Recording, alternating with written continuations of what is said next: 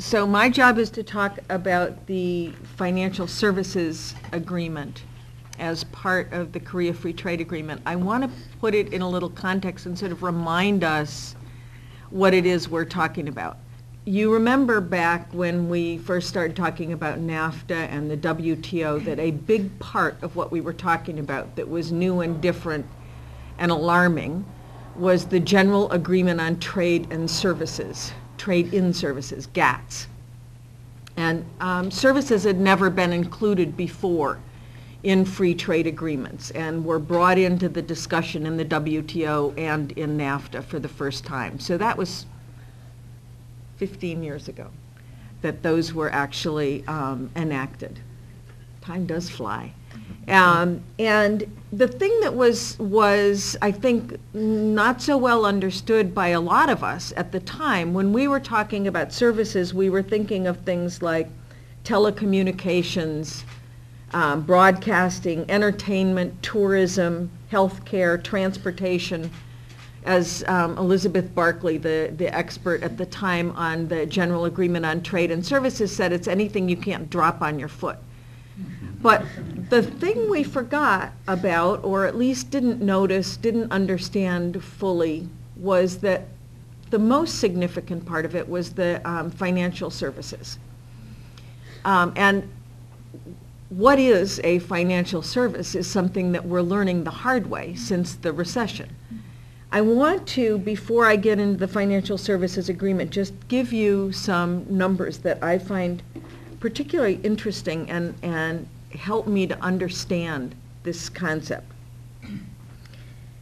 The financial services industries, their share of total corporate profits climbed from 10% in the early 1980s to 40% at its peak in 2007.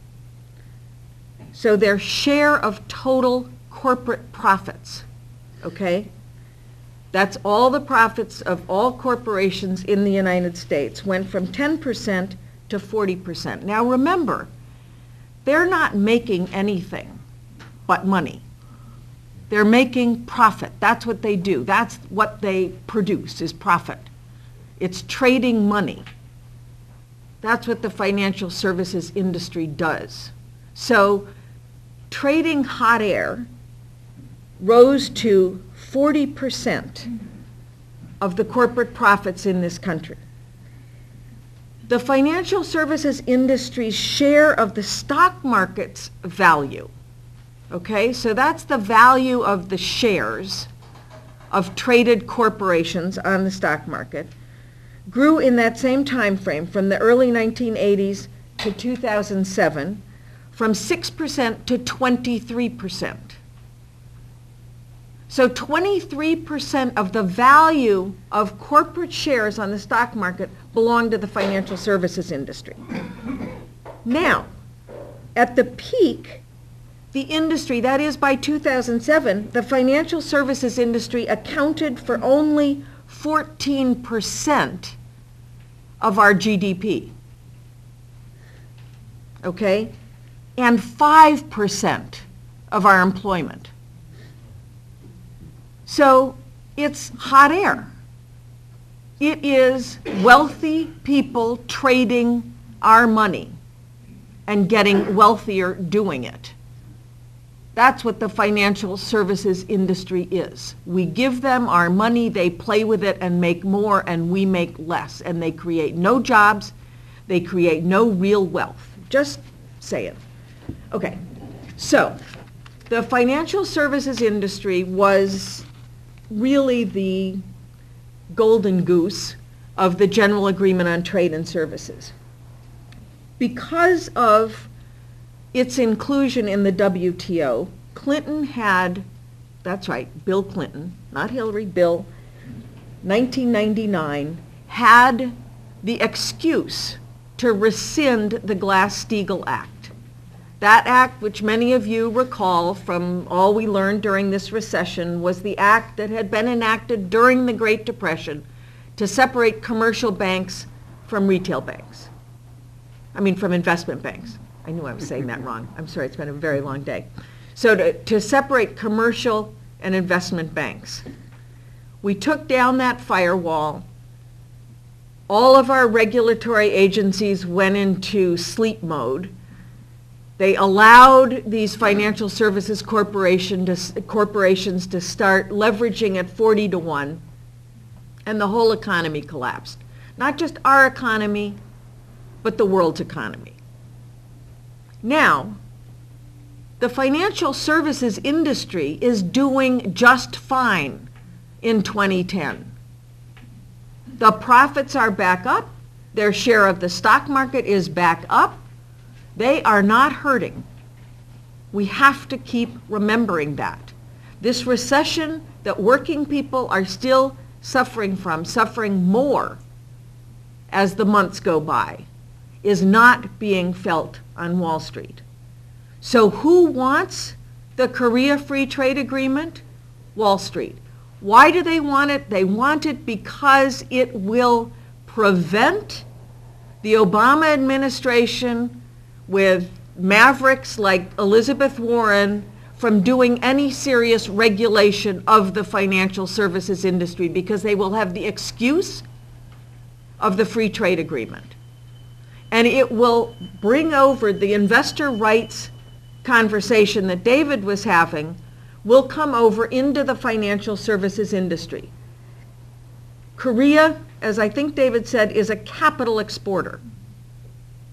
Our economy, I have started using this phrase more and more regularly now. You've all heard about the emerging economies, right? Brazil, India, China. Our economy is a submerging economy. Our economy has exported all of its manufacturing jobs. It has exported many of its service sector jobs, and it has exported its capital. And now we are entering in, for the first time, into a free trade agreement with a country that is going to clean our clock in terms of the financial services industry. This is just a precursor from what's going to happen, because who is it? You can't tell these days a foreign corporation from a domestic corporation, because they are all multinational corporations in the financial services industry. Unless you're talking about your local community bank or your state-owned bank, which we'll come to in a couple of years, unless you're talking about that, you are talking about multinational corporations. They are all involved in a global economy now. They are trading money from one country to another with absolutely no holds barred. And the Korea Free Trade Agreement is a way for them to be sure that there will be no regulations of too big to fail, because the Korea Free Trade Agreement prohibits limitations imposed on the size of banks, on the size of insurance companies, on the size of hedge funds, and any other financial services providers. It also prohibits or severely restricts any effort to regulate trading in toxic derivatives, because it says that you have to basically list ahead of time any regulatory measures you want to take about derivatives trading. And we don't know what measures we want to take, because we don't know what new tricks they're going to come up with. Nobody had ever heard of a credit default swap before 2008. And all of a sudden, credit default swaps were capable of bringing our economy to its knees. They will come up with new tricks. They are very clever, these guys. And so if we can't regulate it unless we can name it now, our hands will be tied. So who wants this? Wall Street wants it. It is not about the health of this economy. Our exports, I was listening to a program on NPR or OPB the other day about Oregon's exports. What were the two industries that we were talking about? Wheat and coal.